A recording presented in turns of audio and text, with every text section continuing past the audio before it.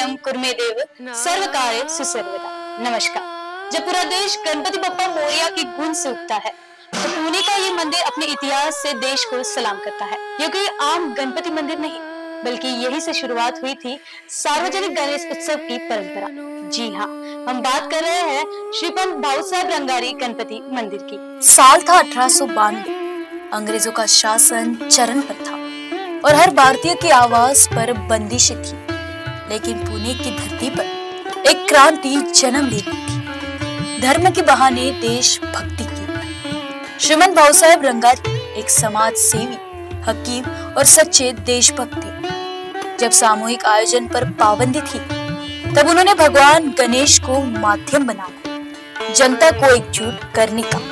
और यही से शुरू हुआ था भारत का पहला सार्वजनिक गणेश उत्सव। इस मंदिर में विराजमान गणपति रथ पर सवार है, राक्षस का संहार करते हुए। ये मूर्ति केवल धार्मिक नहीं, बल्कि अंग्रेजी हुकूमत को चुनौती देने का प्रतीक बनी। आज भी पुणे में जब गणेश जुलूस निकलता है, तो भाऊ साहब रंगारी गणपति सबसे आगे चलता है। भाऊ साहब रंगारी का असली नाम था भाऊ लक्ष्मण राव जवाले, एक प्रतिष्ठित वैद्य कुशल रंगारी और ब्रिटिश सांसद के खिलाफ गुप्त कार्य करने वाले क्रांतिकार। वे रंगारी चौक में रहते थे और हुकूमत के खिलाफ जन जागरण का कार्य करते थे। ब्रिटिश राज के तहत सार्वजनिक सभा पर रोक थी, लेकिन गणपति उत्सव बना लोगों को एकत्र करने का सुरक्षित माध्यम, जहां भक्ति के साथ राष्ट्र भक्ति का बीज बोया गया।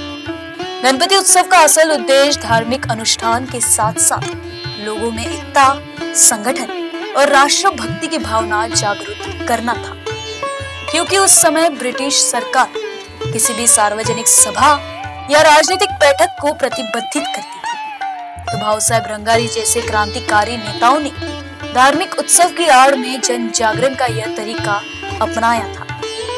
गणपति मंडल लोगों को एकत्रित करने, विचार विनिमय करने और ब्रिटिशों के खिलाफ गुप्त योजना बनाने का एक सुरक्षित माध्यम बन गया। अगर इस मूर्ति की खासियतों के बारे में बात किया जाए, तो भाऊ साहब रंगारी गणपति की मूर्ति आम पारंपरिक गणपति मूर्ति जैसे बैठी हुई नहीं है। ये गणेश जी को युद्ध के लिए सज्जा मुद्रा में दिखाती है। उनके हाथों में ढाल और तलवार है, जो उन्हें एक योद्धा गणपति के रूप में प्रस्तुत करती है। यह मूर्ति माटी की नहीं, बल्कि फाइबर और लकड़ी से बनी है और वर्षों से इसे संरक्षित रखा गया है। हर वर्ष उसी प्रतिमा का पूजन किया जाता है, यानी मूर्ति विसर्जित नहीं की जाती। आज ये गणपति मंडल श्रीमंत भाऊ साहब रंगारी ट्रस्ट द्वारा संचालित होता है। यह पुणे के ऐतिहासिक गणपतियों में से एक है और हर वर्ष हजारों भक्त इस दर्शन के लिए यहाँ पर आते हैं। या गणपतीचा इतिहास म्हणजे 1892ला आमचे जे संस्थापक आहेत श्रीमंत भाऊसाहेब यांनी हिंदुस्थानातला पहिला सार्वजनिक गणपती आणि सार्वजनिक गणेश उत्सवाची सुरुवात ही 1892ला केली। ते क्रांतिकारी होते आणि त्यांचा हेतू या उत्सवाला सुरू करायचा हेच होता की स्वातंत्र्याच्या लढ्याच्या विरोधात लोकांनी एकत्र यावं आणि त्या लढ्यात सहभाग व्हावं, म्हणून सार्वजनिक गणेश उत्सवाची त्यांनी त्यांच्या सोबत लोकमान्य टिळक असतील, खासगीवाले असतील, गोटावडे असतील, दगडूशेठ असतील, अशा अनेक जणांनी सोबत येऊन ही सार्वजनिक गणेश उत्सवाची सुरुवात 1892ला सुरू केली। 1892ला 3च गणपती बसले, 1893ला 18 आणि 1894ला 100 गणपती। पण जी पहिली 3 बसले ती भाऊ रंगारी, खासगीवाले आणि गोटावडेकर। ही मूर्ती पण जे तुम्ही बघताय मागे, ह्या मूर्तीला पण 133 वर्ष झाली। आज पण ही मूर्ती इको फ्रेंडली आहे। त्या काळात त्यांची विजन बघा, त्यांनी त्या काळात ही इको फ्रेंडली मूर्ती केली। सॉडस्ट आणि पेपर पल्पचं आहे, त्याच्यातून ही मूर्ती बनवली।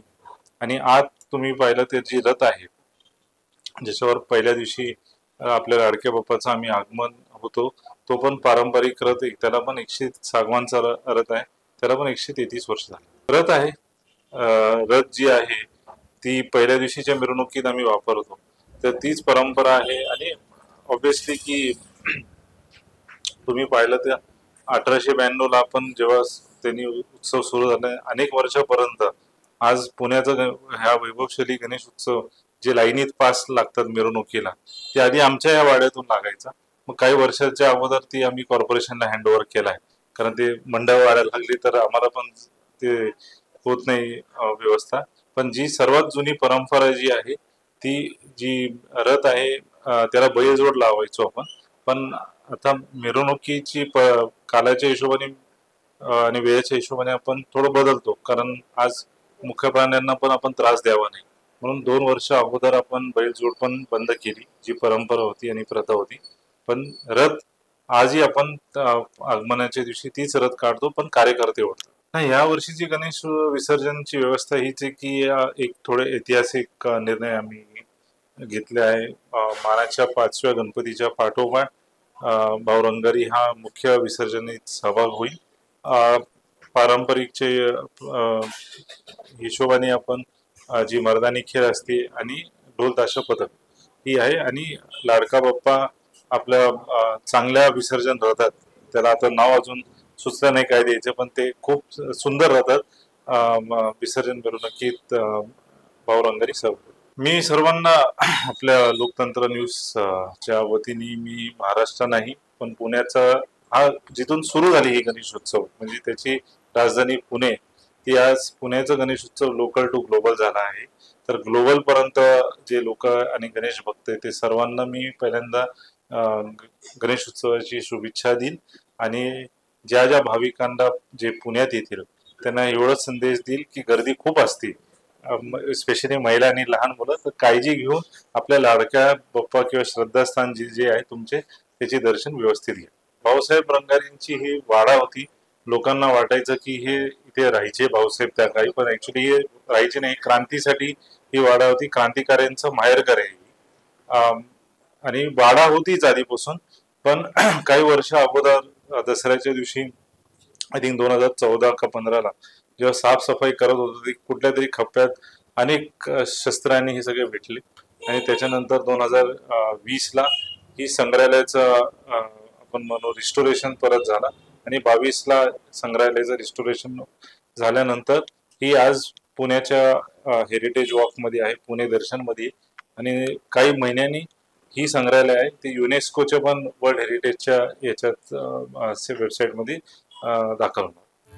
गणपति उत्सव के समय यहाँ सांस्कृतिक कार्यक्रम, शोभा यात्रा, भजन संध्या और स्वदेशी थीम पर आधारित झांकियां प्रस्तुत की जाती है। मंडल का मुख्य उद्देश्य आज भी वही है, सांस्कृतिक जागरूकता, सामाजिक एकता और राष्ट्र प्रेम को प्रोत्साहित करना।